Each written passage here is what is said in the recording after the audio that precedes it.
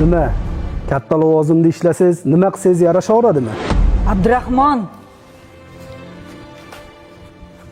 Nima? Akalar nima qilsa qilaveradi, ukalar jim qarab turish kerakmi? Uka, shuncha kundan beri indamadim. Endi bu gaplaring ortiqcha. Aka, sizni tushundim.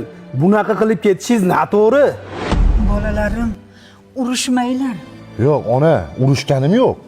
Bular o'zlari nohaqlik qilishyapti. Aka, boshni qotirmang. Abdurahmon aka, sizdan boshni og'ritmang. Meni navbatim. Ey, aka, uka, odamda sal insof ham bo'lish kerak. Nima?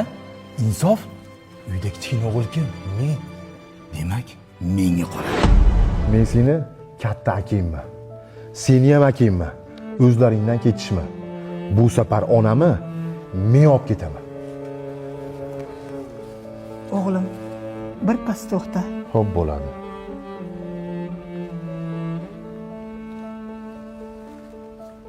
Bolalarim, qani qo'linglarni duoga ochinglar.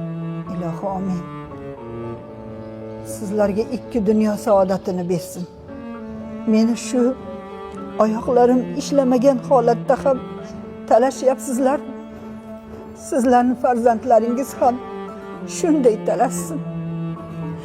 Menga qanday hurmat ko'rsatgan bo'lsangiz, farzandlaringizdan qaytsin.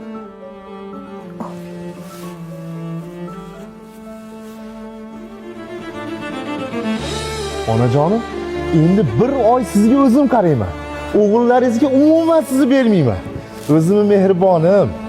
Uyimni barakam bilan jannatim olib ketib qoldi, aka. Nimasini aytasan? Doim chaqqonlik qiladi.